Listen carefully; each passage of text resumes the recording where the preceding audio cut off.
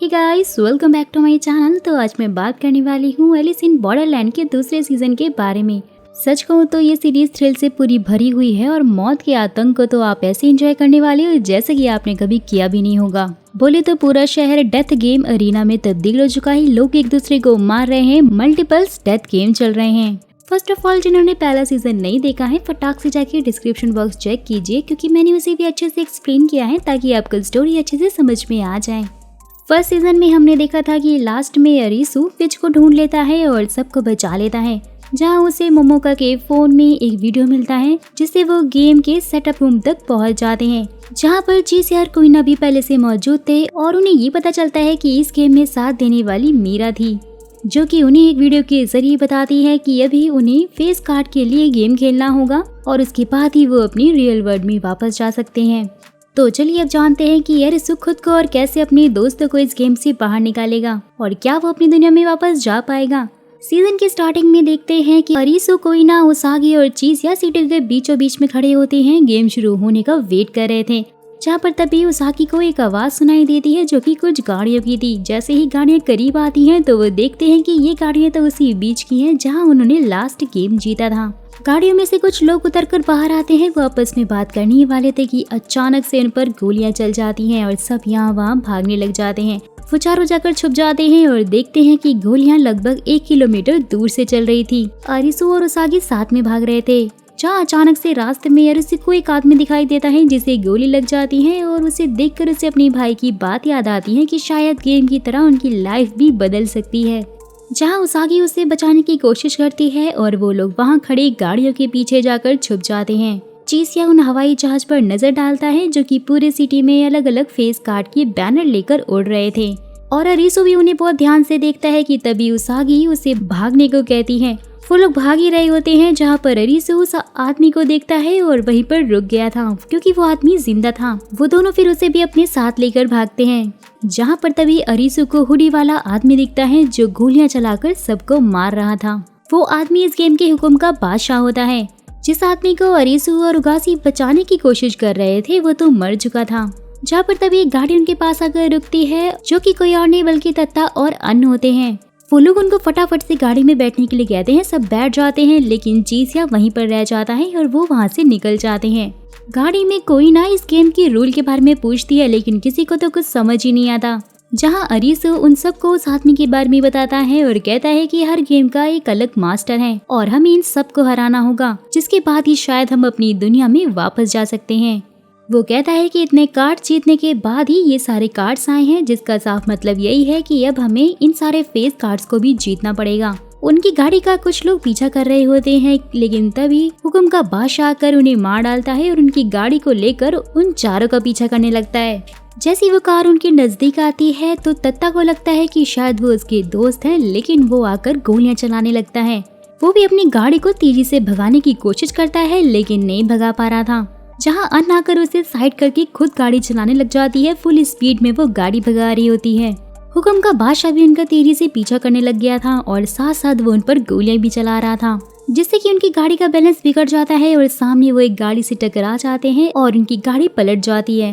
वो लोग गाड़ी से बाहर निकलते हैं और भागते हैं, क्योंकि वो आदमी अभी भी उनका पीछा ही कर रहा था। जहाँ भागते हुए अन उन लोगों से दूर हो जाती है और वो चारों एक पुरानी बिल्डिंग में जाकर छिप जाते हैं, जहाँ से वो आदमी उनसे काफी दूर हो जाता है।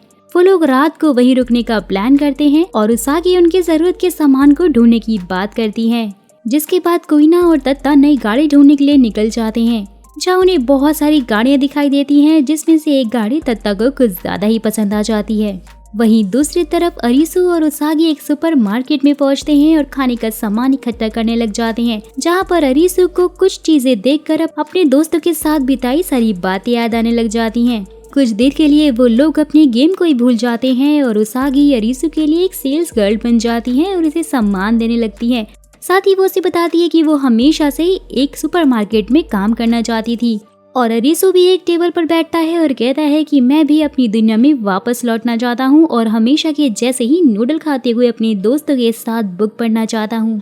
लेकिन वापस जाने की बात सुनते ही उसागी थोड़ी उदास हो जाती है और वो अपने डैड के बारे में कई बातें याद करने लग जाती है जिन्हें वो भूलना चाहती थी। साथ ही वो अरीसू से ये भी कहती है कि उसकी पिछली जिंदगी बिल्कुल भी अच्छी नहीं थी और इसलिए वो वापस नहीं जाना चाहती। वो बहुत ज्यादा इमोशनल हो रही थी और इसलिए अरीसू फिर उसे अपने गले लगाते हुए कहता है कि मैं समझ सकता हूँ कि तुम कैसा फील कर रही हो।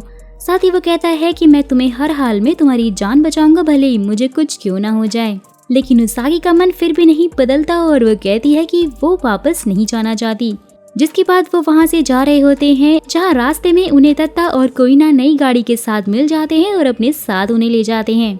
जिसके बाद अरीसू बिल्डिंग की छत से पूरे सिटी में उड़ रहे उन हवाई जहाजों को देखता है, फिर मैप पर सबको उनकी लोकेशन बताता है और कहता है कि इस गेम से बचने का सिर्फ एक ही तरीका है कि हमें किसी और गेम को ज्वाइन करना होगा, क्योंकि ये लोग हमेशा रूल के अकॉर्डिंग ही खेलते हैं, जिसका साफ मतलब यही है कि एक गेम का मास्टर दूसरे मास्टर के गेम में दखल नहीं देगा, मतलब हम पर कोई हमला नहीं होगा।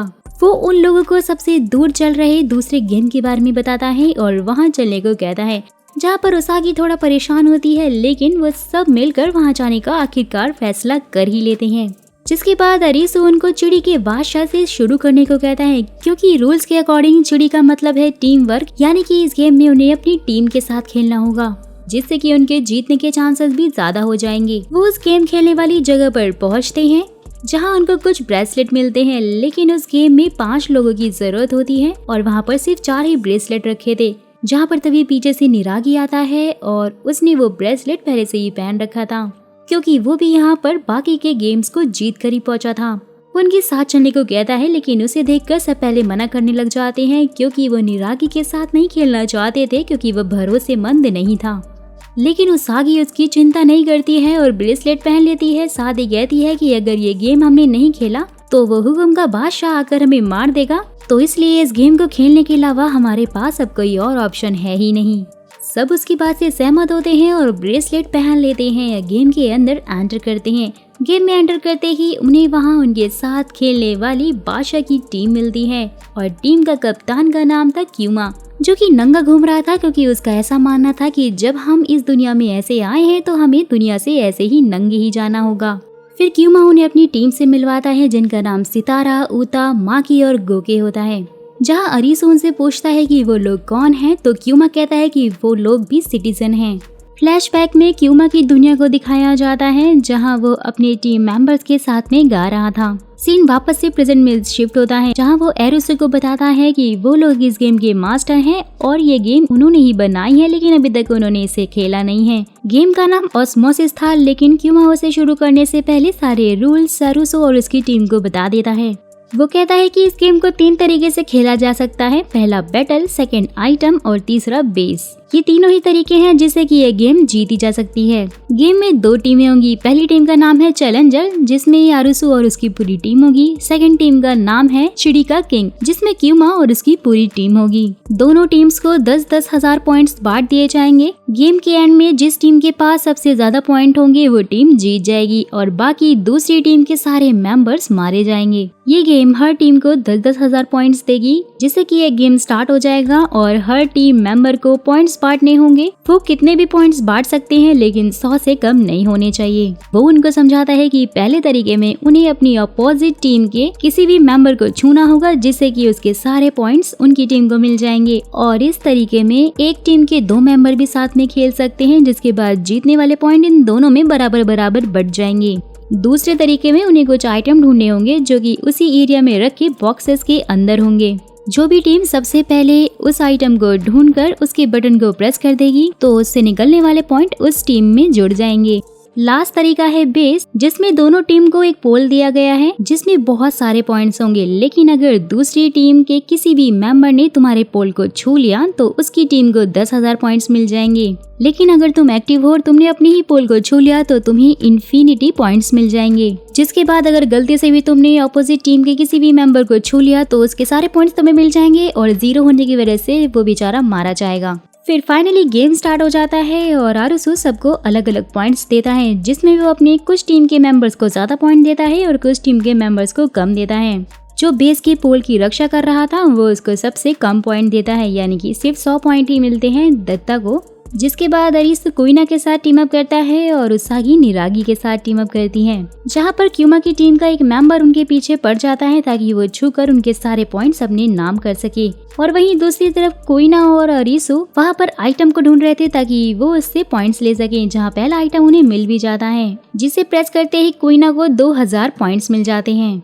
जहाँ पर तभी क्यूमा पहुंच जाता है और वो अरिसु से बात करते हुए उसे कहने लग जाता है कि टीम का होना बहुत जरूरी है, लेकिन उससे ज्यादा जरूरी होता है उनका भरोसा जीतना।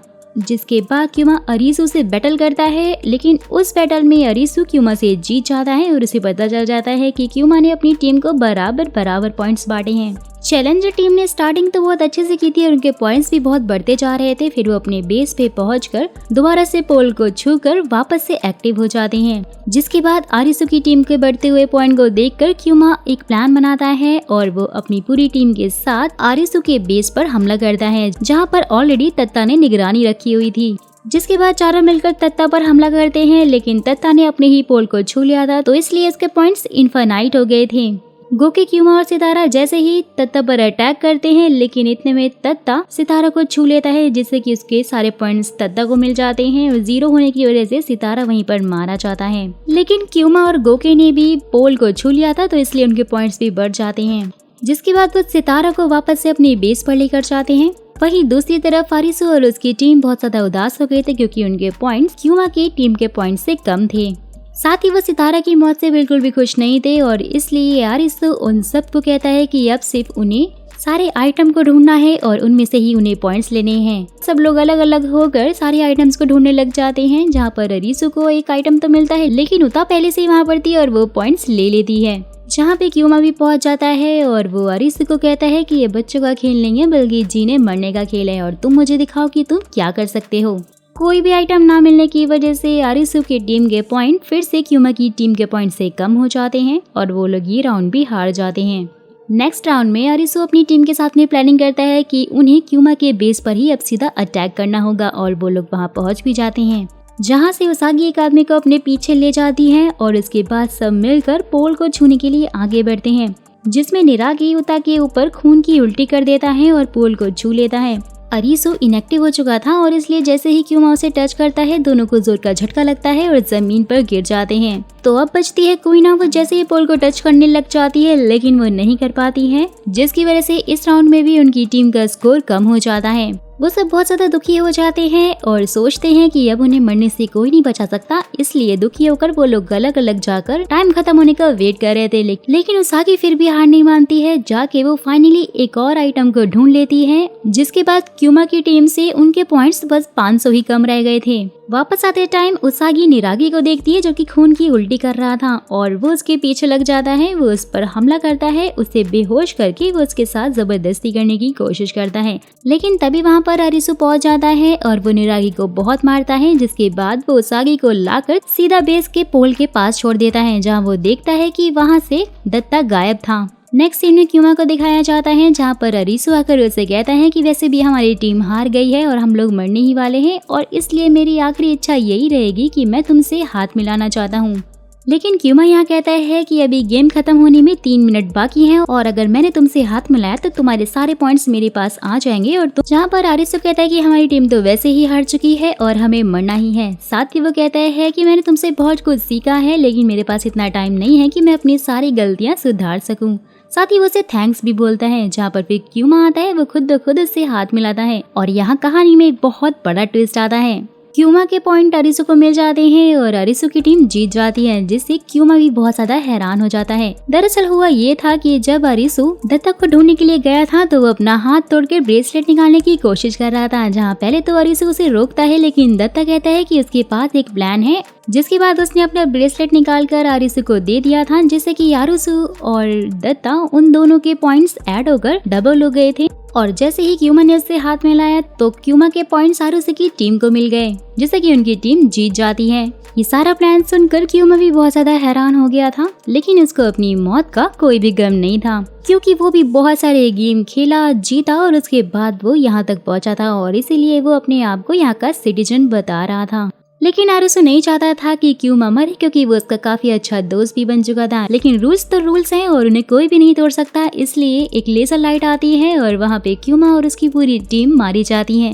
वहीं दूसरी तरफ दत्ता भी बहुत ज्यादा खून बहने की वजह से मारा जाता है। उसके बाद वो लोग उसको श्रद्धांजलि देते हैं और उसे थैंक्स बोलते हैं, क्योंकि दत्ता की वजह से ही तो वो ये गेम जीत पाए थे। सीन शिफ्ट होता है और सिटी के दूसरी तरफ दिखाया जाता है, जहाँ पर भी गेम चालू था और कुछ लोग इस गेम को खेल रहे थे जिसका नाम था प्रिजन जेल, जिसमें सबको नेक बैंड दिए जाते हैं। उसे पहनने के बाद उनके पीछे उन्हें निशान दिखते हैं, जिसमें 4 निशान थे, चिड़ी, हुकुम, ईट और दिल। लेकिन वो खुद से इसको नहीं देख सकते थे, इसके लिए उन्हें दूसरों की हेल्प चाहिए होती है।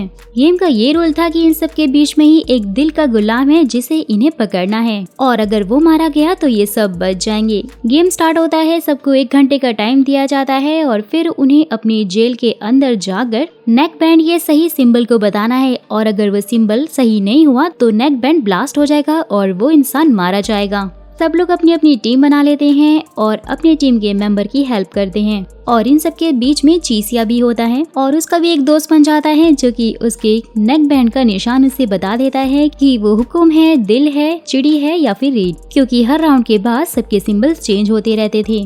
वहाँ पर खाने का भी बहुत अच्छा सामान रखा जाता है, तो जो चाहे वो खा सकता है। जैसे जैसे गेम आगे बढ़ रहा था, धीरे धीरे लोग मर रहे थे, क्योंकि वो एक दूसरे को गलत निशान बता रहे थे, क्योंकि उन्हें तो यही लग रहा था कि अगर दिल का गुलाम मारा गया तो उनकी जान बच जाएगी। गेम में टोटल 20 लोग थे, धीरे धीरे करके सब मर गए थे और बस 6 लोग ही बचे थे, और ये वही लोग थे जिनको एक दूसरे पे पूरा ट्रस्ट था। लेकिन फिर भी चीसे का दोस्त मारा जाता है, क्योंकि वो हार मान चुका था। वो कहता है कि मैं अब और नहीं खेल सकता हूँ, और इसलिए वो अपना कोई सिंबल ही नहीं बताता और वो ब्लास्ट हो जाता है। जिसके मरने पर चीसे को थोड़ा दुख होता है। वो कहता है कि तुम बहुत अच्छे इंसान थे, यानी कि चीसे अब अकेला हो चुका है, उसका कोई पार्टनर नहीं है और यहाँ पर वो किसी को ट्रस्ट भी नहीं कर सकता है। तो क्या वो इस गेम में बच पाएगा, और दिल का गुलाम कौन है ये कैसे पता चलेगा, कैसे कैसे टर्न एंड ट्विस्ट आएंगे, ये सब मैं आपको अपनी अगली वीडियो में बताऊंगी। और अगर आपको वो चाहिए तो मुझे कमेंट बॉक्स में कमेंट करके जरूर बताइएगा।